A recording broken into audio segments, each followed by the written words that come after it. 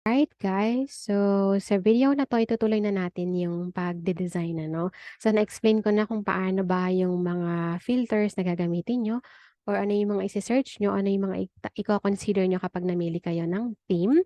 But for the sake of this tutorial, ang gagamitin natin is yung Dawn theme, which is yung default na theme ni Shopify, ayun.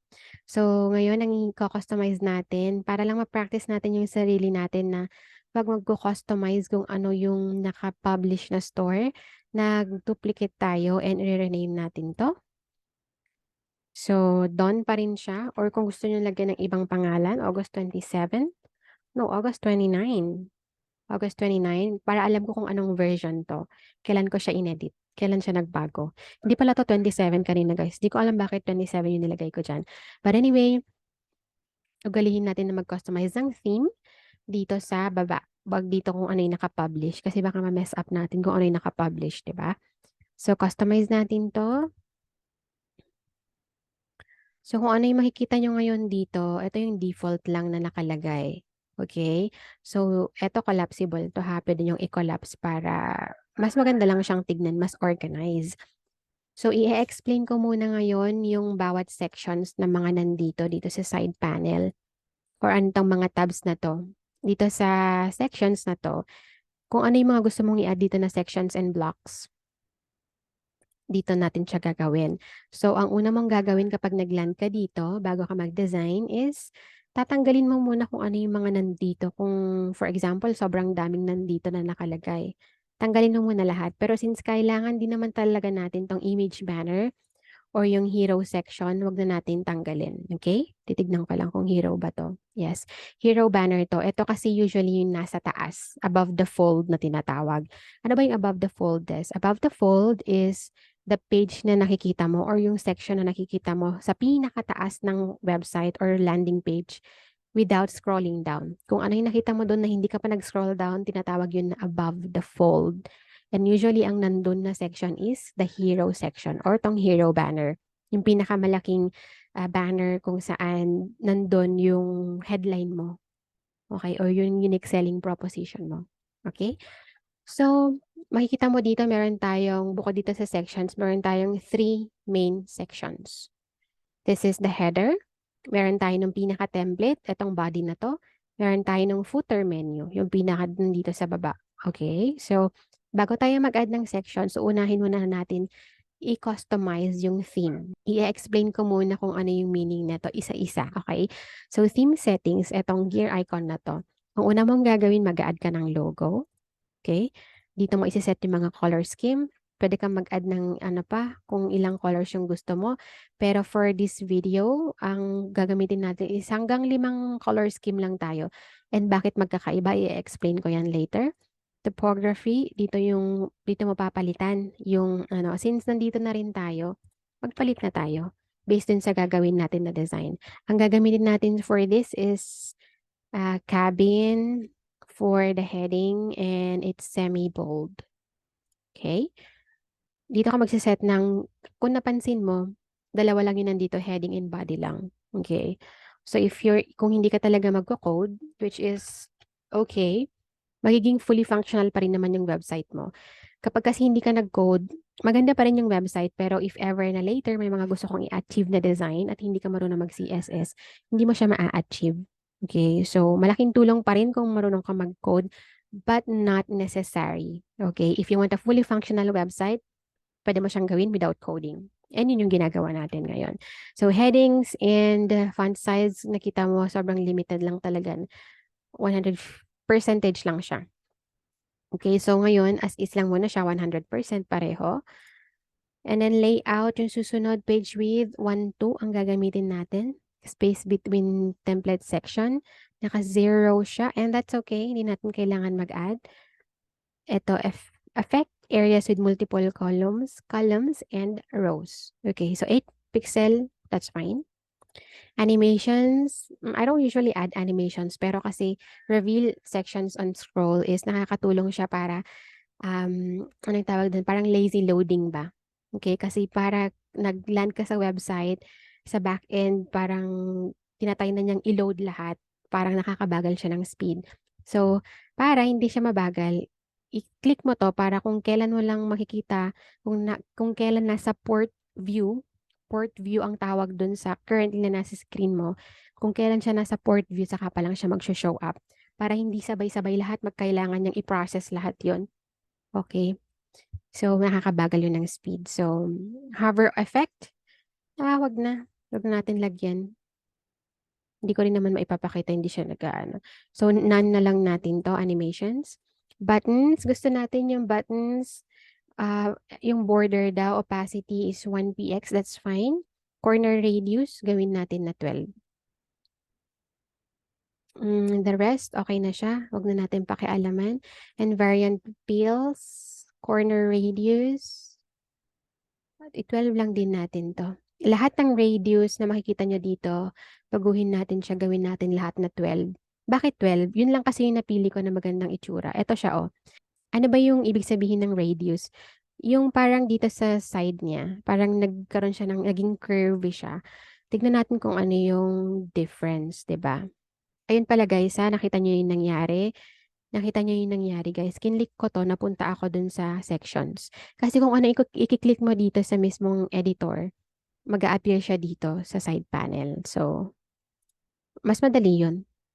Para hindi mo na kailangang hanapin kung saan sa side panel mo hahanapin yung ano na to, section na to. Alright, so balik tayo dun sa ano kanina, variant fields. Ito pala buttons. Button kasi to, di ba? Or button. Pag dito sa Philippines, ganun mo siya banggitin. So, kung naka-zero yan, ay bakit? Ayan, naka-sharp siya. Kapag ganun yung corner, walang curve, sharp ang tawag dun. So, lagyan natin ng curve, 12px, ang pagka-curve niya. Ayan, naging curvy siya. For me kasi, eto na yung magandang itsura lang. Kasi kung iaano pa natin yan, bilog na siya. Okay rin naman, pero para mas gusto ko na medyo may pagka-square touch pa rin. Ayan. So, lahat na makikita nyo, i-open nyo lahat to inputs. Inputs, ibig sabihin itong mga ganito. Kung saan nyo ilalagay yung mga bagay-bagay, mga text fields, ganun. Tawag dun inputs. And thickness ng border, ito yung border, o ganyan. Corner radius, gagawin pa rin natin siyang 12. I-12 natin lahat. Product card, standard lang siya. Image padding, text alignment is left. Wag muna natin gagalawin yung color scheme. Corner radius, 12. Blog cards. Kung may mga blog sections ka na, kung ano yung itsura ng blog mo, ito siya. Okay. May corner radius ba siya dito?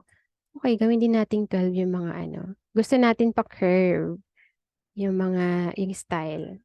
Content containers.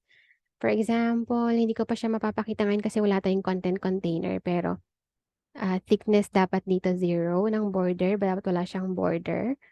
Tapos 12px pa rin natin siya. Media, etong media, tanggalin natin tong thickness, i-zero lang natin. Kasi later kapag nag-upload ka ng product, ng picture, tapos gusto mo yung picture na yun is wala siyang background. Mag-a-appear pa rin yung parang maliit na ano dyan, na border. Which is ang pangit tignan kasi nakakasira siya ng ganitong effect. For example, may image ka dito, gusto mo yung tao lang nakikita, pero makikita mo parang may square siya na nakaganon, na sobrang liit lang. So, tatanggalin natin yon. Corner radius, sige, 12 lang natin yan. And the rest, kung nakikita mo, hindi ko na siya pinapakialaman. Drop downs and pop-ups. Drop down menu, yung mga ganito. And siya, kapag din-drop down mo to, ano yung itsura niya? Mag-corner radius pa tayo ng 12. Yan, thickness, sige, okay lang, may thickness siya. Yung border. Okay, so drawers. Ito ang drawer. For me, mas maganda tong drawer kasi mas malaki siya. Hindi siya yung sobrang liit doon sa taas. Mas malaki siya na hindi naman niya in-auto-populate lahat ng screen. Dito lang siya. Which for me is mas maganda. Ang corner, wala siyang corner radius. Wala. Okay, so as is na yan. Badges. For example, ang badge is like yung mga sale. Yung may mga naka-sale tayo dito. Badge ang tawag doon. Ito, sale. Sale badge. So, yan. Hindi mo na natin isa-set kasi yung color scheme kasi nga wala pa tayong na-set na color scheme. Brand information, yung information parang preview or vision mission ng brand mo. So, in the meantime, gagamitin natin yung naiset ko dito na brand information. Ito yung pangalan ng brand natin, kunwari, Audio Visuals. Tapos, description. Copy na lang natin to kung may copy na kayo ng Notion. Huwag na tayo maglagay ng image, pero pwede kayo maglagay ng image. And i-explain ko later kung ano yung difference. Pero in the meantime, ilagay natin yung logo. Okay, mag-add tayo ng logo.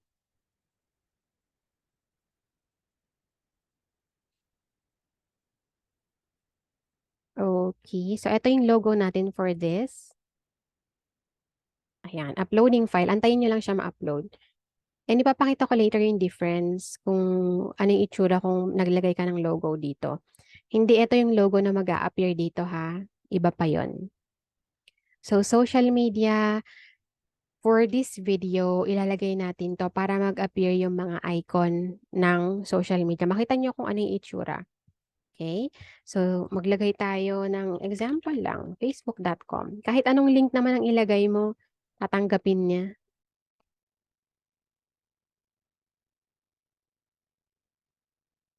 Lagyan lang muna natin ng mga ganyan para makita natin kung ano yung itsura ng mga icon later. youtube.com, sabayan nyo na ako guys sa tiktok.com. Okay, the rest wag na nating lagyan. And then yung susunod, search behavior. Ano yung mga gusto mo mag-appear kapag nag-search? Okay, enable search suggestions. Yes, definitely we want this to happen na kapag nag-search sila may mga product na i-recommend. Gusto mo mag-appear yung product vendor? It's up to you. Gusto mo mag-appear yung product price? I'd rather not. Gusto ko makita muna nila yung benefits. Kasi pag nakita yung price na parang ang mahal naman, ayoko nang tignan. So, na-miss na nila yung opportunity na makita yung benefit ng product mo. So, I'd rather not add the price muna. Currency format, for example, you are catering mga iba't ibang bansa, worldwide ka, mag-a-appear dito yung currency dito sa taas. Currency changer. Kapag kunwari nasa US sila, di mag-a-appear dun yung drop down, pipiliin mo kung mag-switch sa US dollars yung mga pricing. So, i-add lang natin yan, for example. Cart, ayan, pop-up notification bar, drawer or page. Pop-up pala yung nag-appear kanina dito na cart natin. Pop-up pala ang tawag doon. So, dito, ang pipiliin natin is drawer. Okay, right now, wala siyang product recommendation dito, di ba? Dito kasi sa cart dito, merong option. Gusto ba mong mag-add ng collection? Sa pagsabay na natin si enable cart note, no? Para makita natin yung difference. Nag-appear na ngayon yung order special instructions. Ayan o, may cart note. Kunwari walang laman yung cart ko. Ayan, dito pala siya mag-a-appear. Ayan, kunwari wala pa akong in-order, tapos na-curious lang ako, na-click ko lang yun. Meron kang i-recommend dito.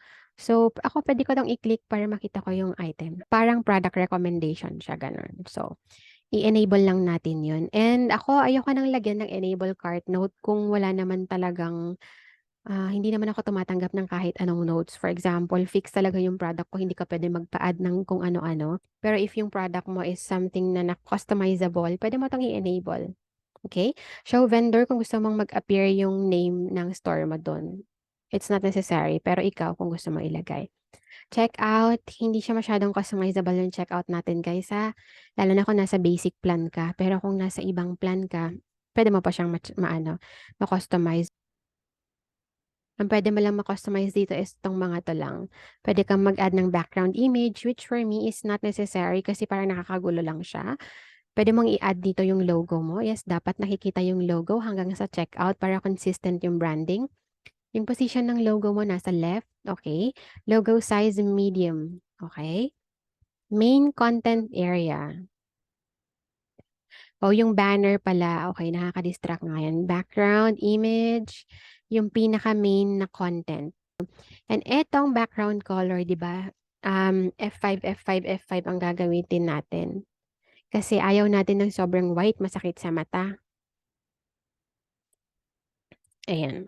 Order summary, accents, gawin nating, i-ano natin yan mamaya dun, based din sa color ng branding natin. So, ayun, custom CSS, kung meron kayong gustong i-achieve na design, tapos gusto nyo ma-apply all throughout the website, dito nyo siya ilalagay sa custom CSS na to. Okay? Nakikita niyo meron ditong theme style. Pero si ano kasi Don, iisa lang naman yung style ng theme niya. Pero sa ibang ano kasi may iba-iba pang ano yan, style yan. For example, naiiba yung kulay, naiiba yung itsura nung buong theme or template. Pwede kayo mamili. Pero gawin niyo yun bago kayo mag-customize. Okay? Kasi may chance na mawala yung kina-customize niyo. Alright? So, let's go ahead. Balik tayo dun sa pinaka-top. Mag-add tayo ng logo.